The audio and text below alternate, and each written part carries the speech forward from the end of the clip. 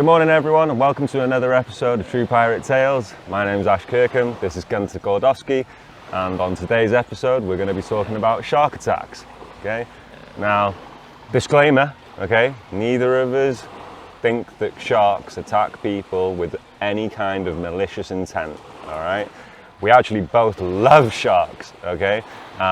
So bear that in mind as we continue through this episode. And also, I've been assured by Gunter that it may raise some hairs. Another couple of differences in this video that you might see. My sleeves are cut off. Well, I was watching the last video, I felt like I wasn't matching you, Gunter, so decided to get Gunter to cut the sleeves off my shirt. Roll footage. One pair of scissors, one t-shirt.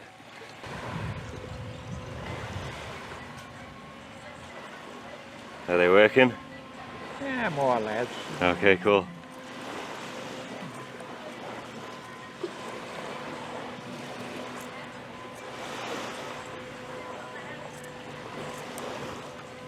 I almost got that one. Oh, there's one. There we go. Hold it up, let me see it. There we go, no more sleeves. No more sleeves. No more sleeves. Thank you, Gunter. Thank you too. Also, one other thing you might notice is Gunter has some brand new sunglasses. He's got himself some Costas, and so he's looking very fancy with them on today. Now that that's out of the way, let's continue.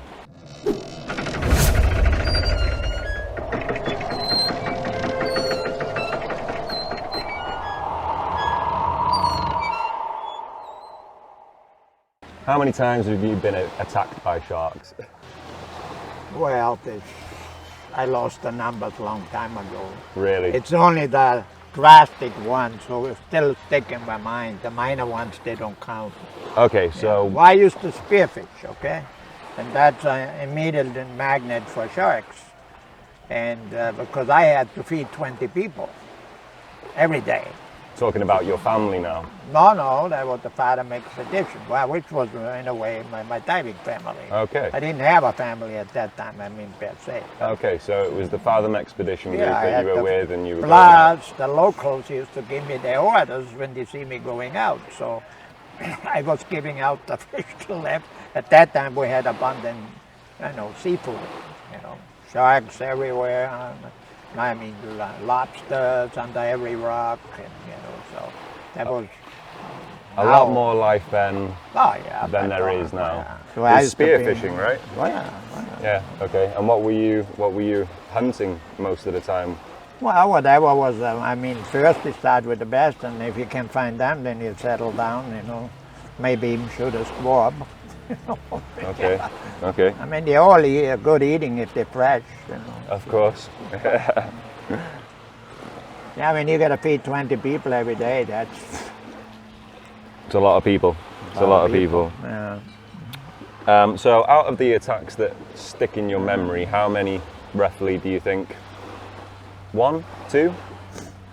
Well, the one where I literally had to fight for my life, there was only one. Okay, so you've only ever had one time where you've actually really had to fight for your own life. Yeah, that one I had. Well, the other one I got into the boat before it got too bad. Okay. But that one I was off the beach, and so there was no boat. So you were off the beach and you were solo diving again? Yeah. And then... Well, we solo dive. Okay, and we'll move on to the attack in a little bit. So is it nurse sharks that we're talking about? No. Nurse sharks. The souvenir I got from the nurse shark was fully provoked.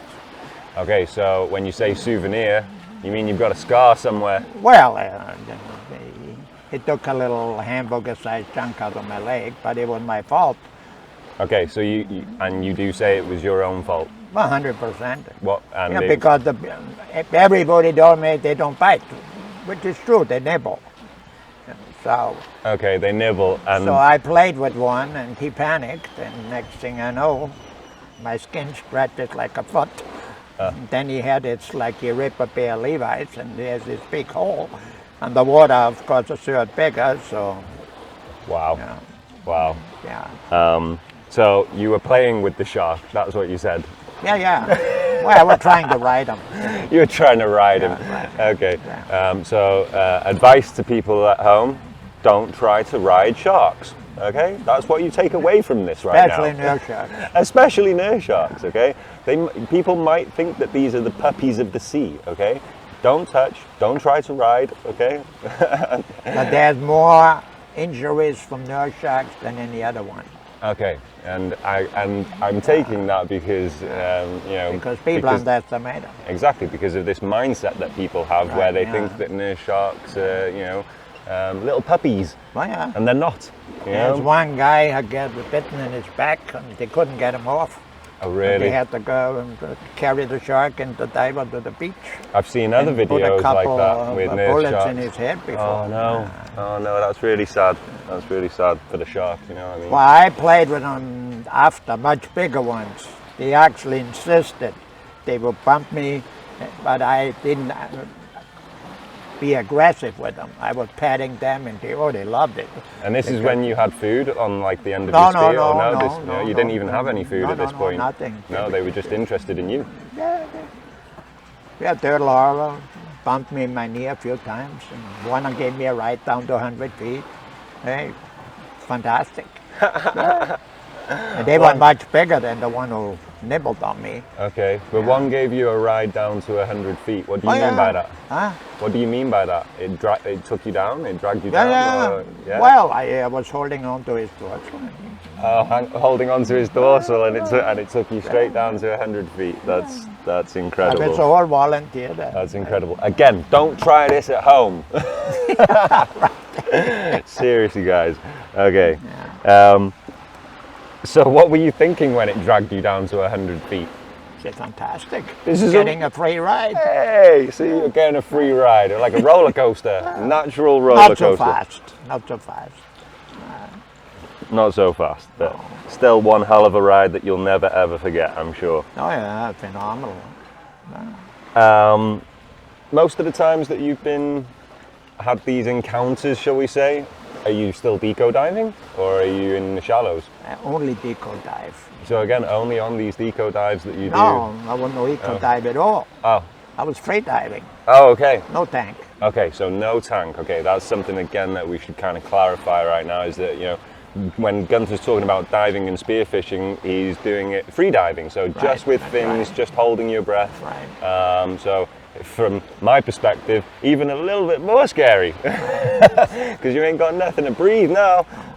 So you had this 100-foot dive with this shark, no tank. No, that one was with a tank. Okay, that one was with a tank. tank. Okay, fair enough. But most of the others were done free diving. Yeah, most of the other ones were all free diving.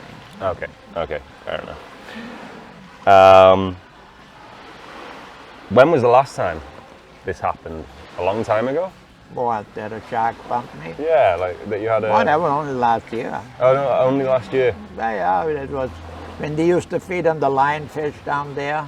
Okay. They got real friendly and just came up and, Okay, so that's something that I've been hearing a little bit as well, is the more that happens, the more that they are, eating the lionfish that people are hunting or catching or whatever, the more they're coming and pestering people. Well, they associate a diver with food, so they just come up. I mean, not in an aggressive way, they just, I pat them on the nose a little bit. Morays too, big morays. Okay. Yeah, I was going to ask, has there ever been anything else? The what?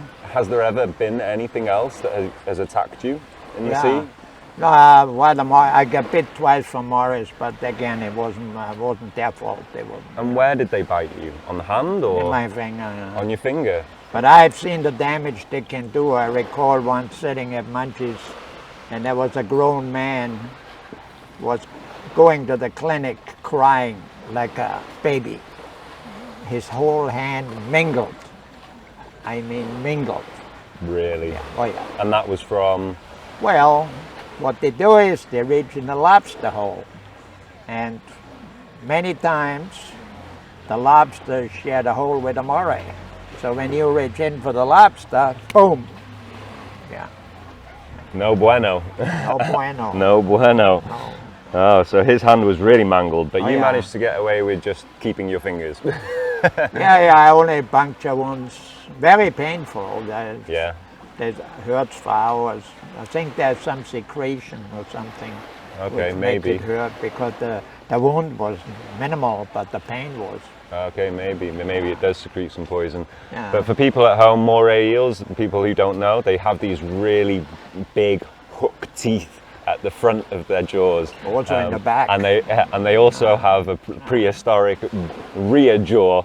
So for Gunther to come away with all of his fingers intact is actually very, very lucky. So again, do not touch, learn from his mistakes, learn from other people, yeah, and take this advice as for what it is, and yeah, learn from Gunter. Well, you got to read the animal. Got to read the animal. I can totally appreciate that. I do tracking and behaviour on my course, on my underwater photography courses, and yeah, that assessing the situation is, you know, the first thing that I teach. You know, assessing the animal, assessing how they're coming across. Their body language can tell you a lot. It's like going in a bad bar. You got to read the people. Right? You know. You can read the room, you can read the course, vibe, you yeah. can tell whether or not something doesn't want you to It's be one of there. the first things you do, you know, in a situation. So just to recap, you don't blame any of the attacks that have happened to you on the sharks, correct? None whatsoever. No, you take full responsibility for all of those. Oh, yeah. Yeah, Oh, yeah. yeah, and it was all your decisions. If I wouldn't have been spearfishing, there wouldn't have been an attack. Okay, so Never been attacked with tanks. You've never been attacked with tanks. So what was the worst wound you received from a shark? Well, that was actually this one. That was the only one. Okay, so when you say this one, talking yeah. about the nurse shark, and, Yeah, I'm going to show, yeah. I'm going to show up, I'm going to flag up the newspaper article right now. Yeah. And it's located on your inner thigh. Right. Oh, Yeah. what a place to get bitten. Oh yeah. You know. There used to be a local joke. If you'd gone 6 inches higher, you would be singing in the children's choir. Not so funny, but. Well, I was just about to Yeah. mention that. I mean, not being funny, much higher, and Right. you'd be losing the family jewels, you know. Yeah, so, that's right. Yeah. That won't been so much fun. No, not at all. But even if you think about your inner thigh just in itself, I mean, what a soft and tender place for it to get you, you know. I can think of many other places I would rather have it Right. get yeah. me than there, you know. But so- you know, the funny thing is that the bike itself didn't hurt at all. The only thing which freaked me out was the sound. Really. Because that skin stretched about, I don't know, 8 inch, 10 inch. Talking about your skin. My skin, yeah. So what was that sound like? The sound is like you rip a pair of Levi's. Like ripping a pair of Levi's. That's the way it sounded. Yeah. Wow. I could hear that sound for weeks in my ears. Oh. Yeah. Yeah. I bet you could hear that for weeks. I bet you still hear it. Surprise, surprise. Surprise, surprise. Oh shit. So how long did it take for that specific wound to actually heal? Well, I was lucky. There was a surgeon here that time, because at that time Utila was still in the semi-Stone Age. I mean, there was nothing here. Yeah. You know, and he was a surgeon, and he was here. He'd come on vacation, and so he took care of me, Oh, cleaned so it you out. were lucky because he was Yeah, I only was on lucky. vacation. I mean, alone the operation room was hilarious. I'm sitting on some little stool. There were pigs running between my legs, licking the blood off the floor. There were chickens fly over my head.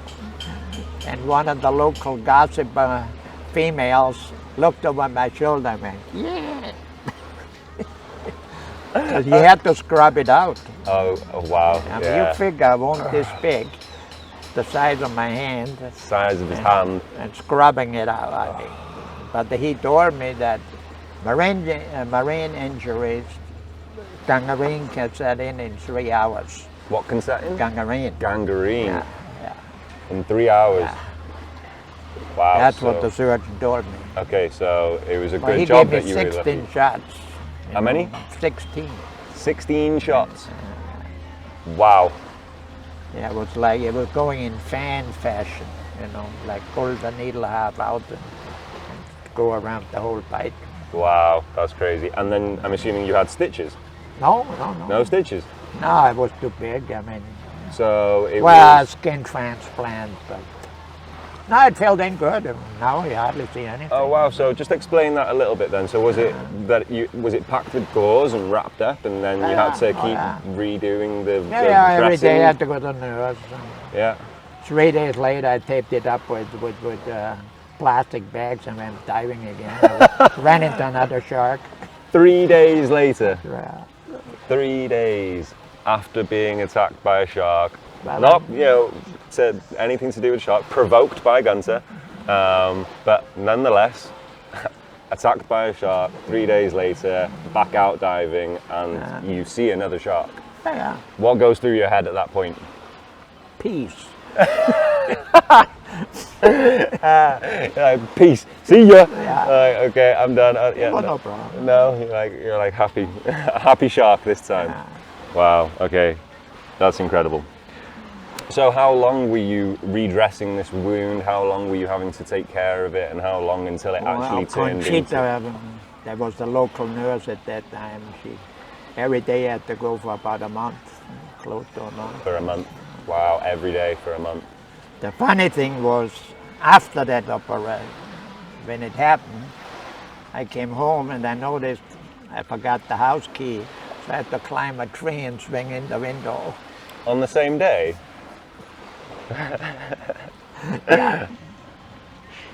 So, if you had advice to people to, you know, not be attacked by sharks, what is your advice for that? Well, there's one thing, it's just like dogs. You never try to swim away. You always confront them, face them, confront them. Okay. So I mean, the chance that you have an encounter is so minimal. I mean, when I used to take people out, we had been many, many years ago, I used to say, okay, if you see a shark, I give you $50. Dollars, not lempiras. Okay. I never lost $50. Okay, because you were that confident that you just weren't gonna see them. Yeah. No. Because if I see them, you don't see them, that don't count. Okay. Yeah. Of course. Yeah. Of course. Right. Oh, for sure. So the danger of sharks is minimal. I mean, you go down to the Keys and you see the fins hanging, shark fin soap. Well, that's what the end of the sharks. Not now. You're talking about now. Yeah, still not. Oh, really? Okay. Wow. That's. Even thought it's against the law. I just saw a fisherman skinning a 6-foot blacktip last week. Wow. Yeah. So the law doesn't exist. Yeah. Only on paper. You know. Tell us about the time where you had the real shark attack, the one where you really had to fight for your life. Well, that one. And what shark was it, first of all? That was about an 8-foot gray reef. Okay, so a grey reef shark. That was a 3-day encounter, actually. At the first, I think it was, I was out, I had already a fish on I was just reloading my gun, getting ready to shoot another one, and I had the fish hanging on my arm, and suddenly this torpedo comes out of the blue. And usually sharks will give you 5 minutes, even 10 minutes to get out of the water. They circle you, and then they maybe make a pass at you, then circle some more. But this one, he came in full speed, did 2 fast turns and came in at me with his mouth open. And you look down that mouth with 7 rows of razor sharp teeth, me in there, no, it won't happen. So I was just reloading the gun, or trying to, and he came in so fast I didn't even have time to put the shaft in the gun. Right. So all I could do was just stick the shaft in his mouth, and he bit it and shook it. You could hear the teeth break. You could hear the teeth break? Oh yeah, oh yeah. I mean, wow. I mean, That's incredible. Like that. And then, so he grabbed your spear Right. and he's shaking it around like a Oh, yeah, dog like with a mad dog. like a dog with a chew toy. Yeah, the only thing it didn't do was bark. Yeah. The only thing it didn't do was bark. You know, when they say your light flashes in front of you, well, I came pretty close because I could see I make one little mistake, I'm history. Okay. And If there would have been two sharks, I wouldn't have had a chance. that's exactly how That's you how felt busy though. it kept me. Yeah. Okay. I mean, it was unbelievable. So after it shook its head with the spear in its mouth, did it let go of the spear? No. The spear was in it. But yeah, he was just shaking it, and then I grudgingly threw the fish away, so he gonna go after the fish. No, he came still after me. Oh, so you let go of your catch, Yeah, thinking yeah. that you were gonna. One of the few times, usually they had to fight for it, but that time I know, forget it. Yeah. Not this time. You can have it. Yeah. Yeah, but it didn't go for No, it. didn't go for it. They wanted some more Gunter. Yeah.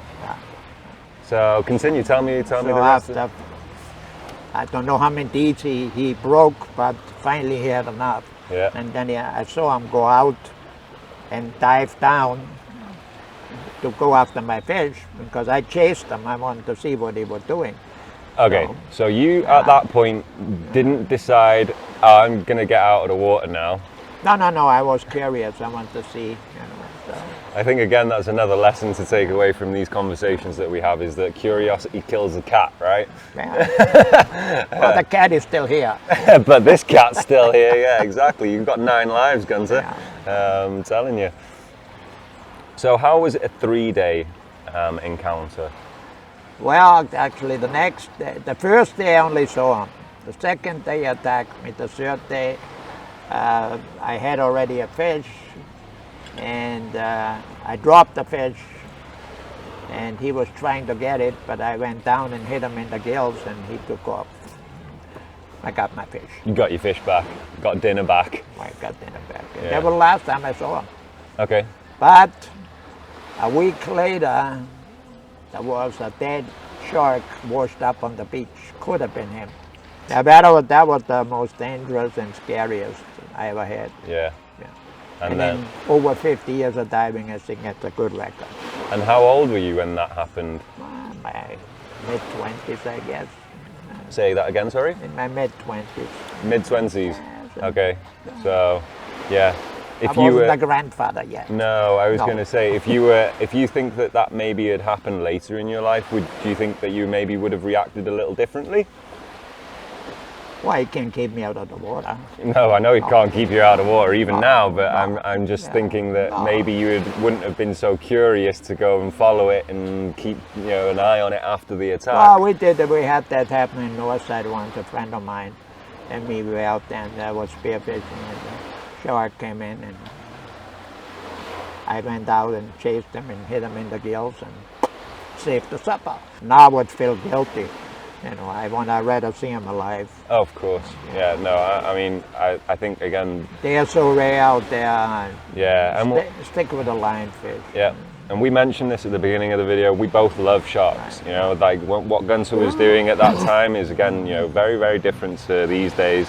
There was very few people on the island. There weren't the restaurants that there are now.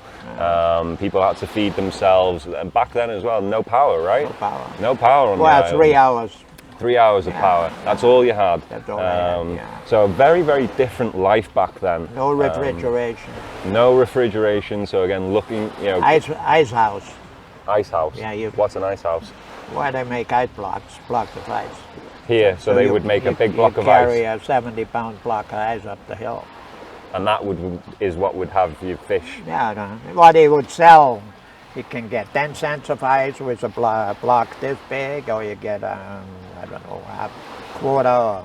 But it would only come in blocks. Yeah, big blocks of ice. Big block. Yeah, okay, I'm surprised you could even get that. The size of this table, a little narrower, I would say. Yeah. Okay. Yeah, those guys were always busy sewing ice. Really? Yeah. Well, I can imagine in somewhere like this, it's so hot. Ice is like gold. Well, a refrigerator is not a luxury on this island, that's for sure. Yeah. No, for sure. We used to have kerosene refrigerators, Oh, really? but the problem is they're dangerous. I was going to say, that sounds pretty dangerous. They can blow up. Yeah. Also, you always got to keep a blue flame, otherwise they don't freeze right. You know, that was a hassle. You know, Yeah, we came a long way. You know. Definitely, since those times, for sure. So, have you ever been out and somebody else has been attacked? No. So you've never been diving with anybody else, free diving or scuba diving, and that? No, I always used to dive alone.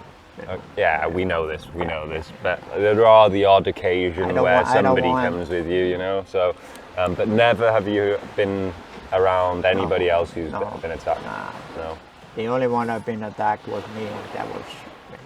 And what about your friends at the time that were doing similar things to you in the sense of, you know, spearfishing to feed themselves? Well, I used to go out 5 in the morning, and how many people you know are going to go out 5 in the morning?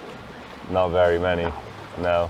So it's not like you're swapping stories with other people, like, but that's where the action is. That's where the action is. Okay, so that's why you go out at that time. Course. Yeah, of course. You won't believe the difference it makes in the marine life between sunrise and sunset. You know. Well, I actually do believe you because I have witnessed it totally. I will just quickly say that I have been on a dive here on Utila, dived the site, and it was the other side of the day, so it was at the end of the day, and it was late afternoon, 4:30, 5 o'clock.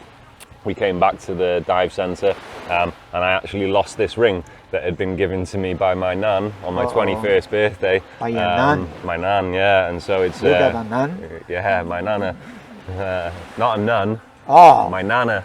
Oh, nana. My grandma. Oh, yeah. So my grandma gave me this for my 21st birthday, and I lost it at Labyrinth. What kind is it?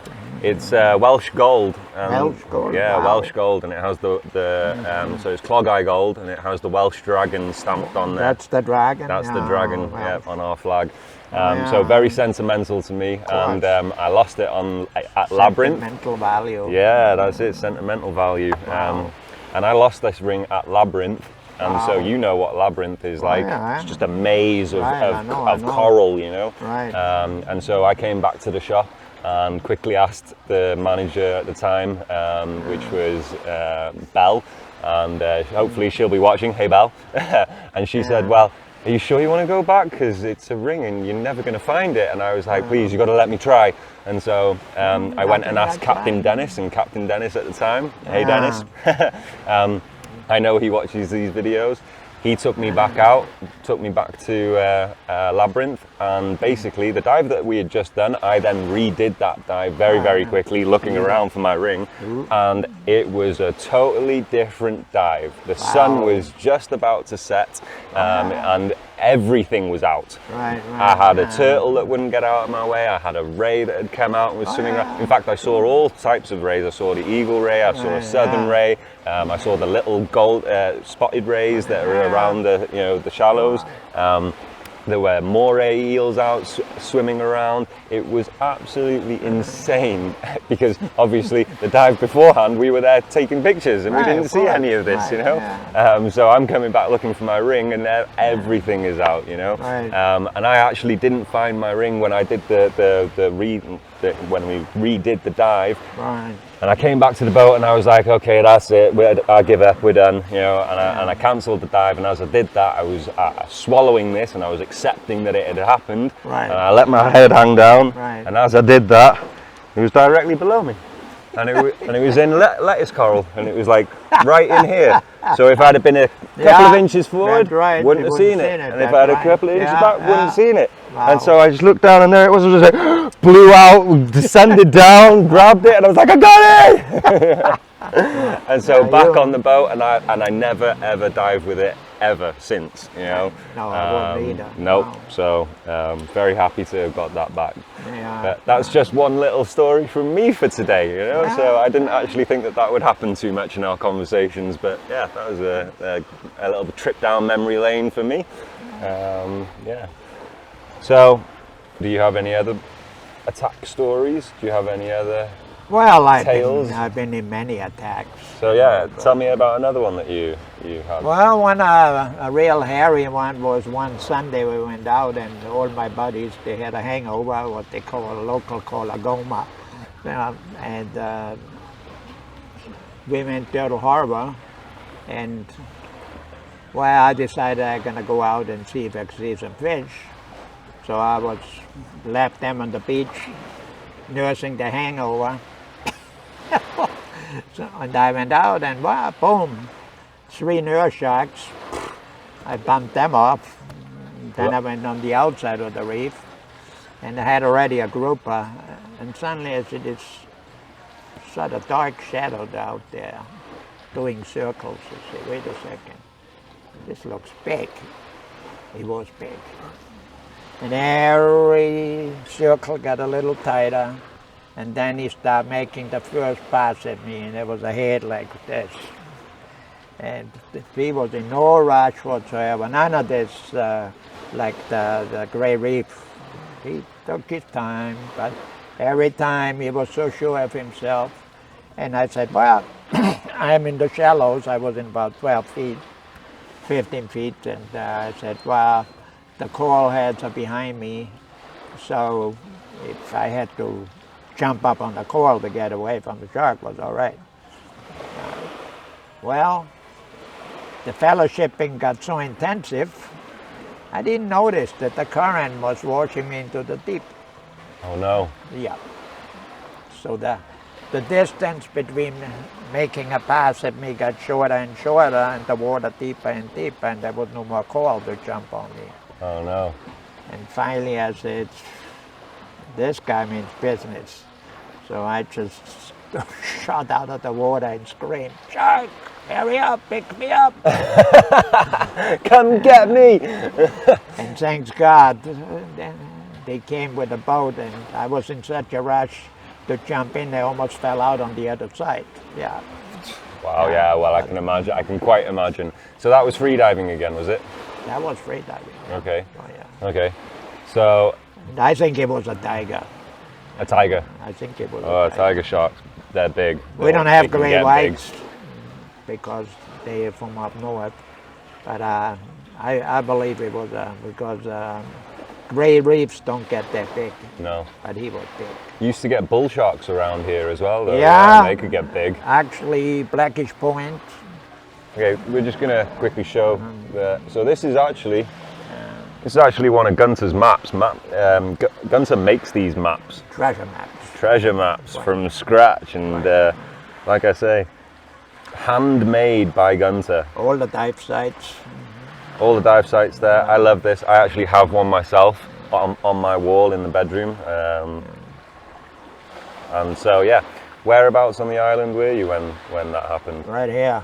Okay. Yeah. So you're on the north side of the island at that point. Yeah. Okay. Well, the bull sharks used to patrol here when I was in the cave with the sharks. Sometimes I had to put the sharks in a big barrel sponge and swim away, come 20 minutes later and pick them up because the sharks. Oh, really? Oh, yeah. Huh. Wow. So you put your catch in a barrel sponge? Yeah. Leave it there? Leave it there, yeah. Go off looking for more catch? No more looking more. No. I just want to distract the sharks. Okay, so you just want to take them away from your food, essentially. Right, yeah, you're like, okay, come over here, Right, yeah, and then go back for your food, Then go back. and then go straight up. Yep. Okay. Yeah. Wow. Well, that sounds like A lot of free ascents. a lot of Free ascents. free ascents. Oh yeah. Yep. Yeah. No, and better for, I can imagine, for that style of what you're doing in terms of spearfishing, better to be freediving, right? I imagine, Yeah. because then you can come up and down, and you can give your, your Right. stuff. You know, Oh, yeah. when you're diving, Right. you're down, you're collecting, Right, yeah. and that's what you're doing, right? Yeah, You're collecting it, and then you bring it up. So, Right, yeah. no, I can imagine it's a lot better to do it freediving for sure. And so, your friends were on the beach whilst this last one happened, so they were all just sitting there. Hangover, or coma. So they were all hungover, lying down on a right, beach, and you right. were dealing with this. So what did they say when you came back? I don't see no shark. Yeah, it's because sharks don't fly.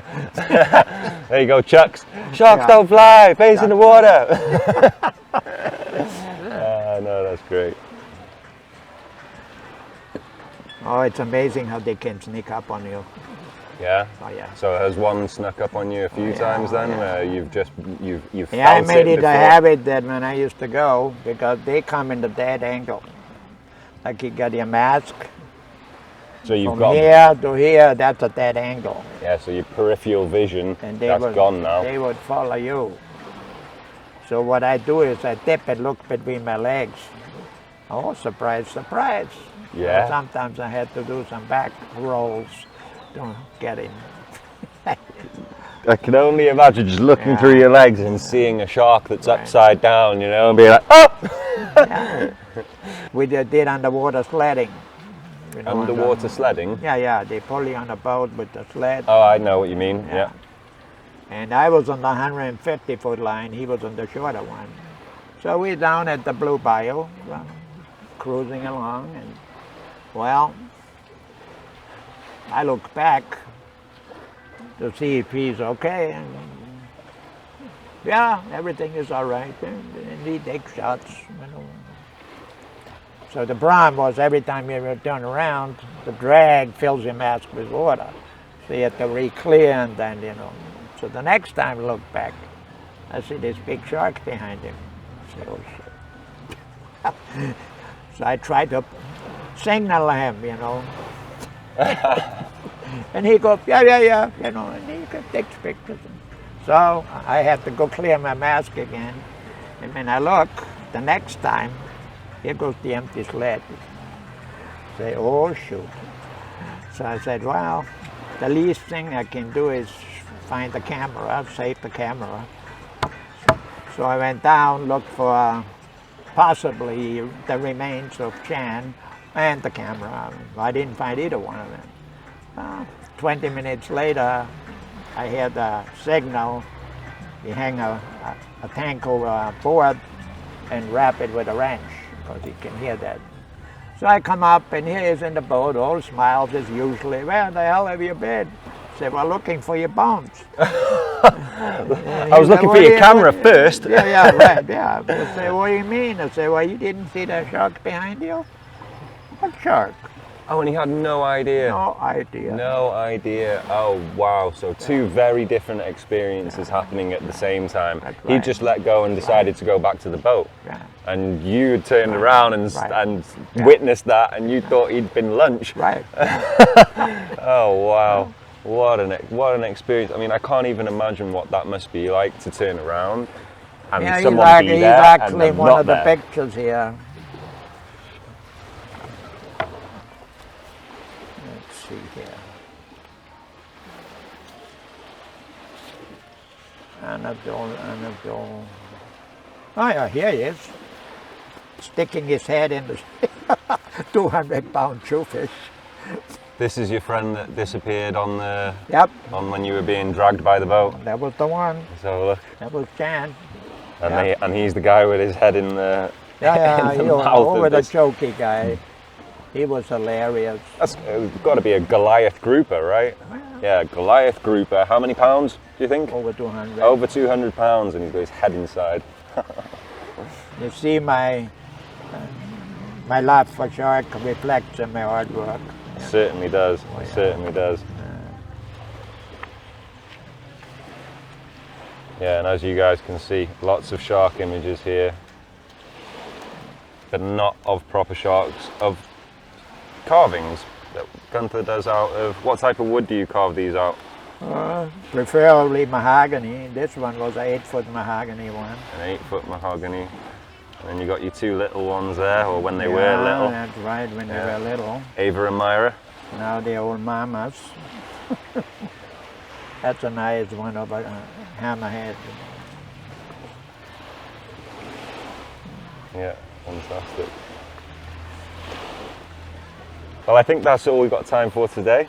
Thank you guys for watching another episode of True Pirate Tales. If there's anything that I didn't ask Gunter in this episode that you would have liked to ask him yourself, please put that in the comment section below. And if we have time for it next week, I will cover it. Until then, take care.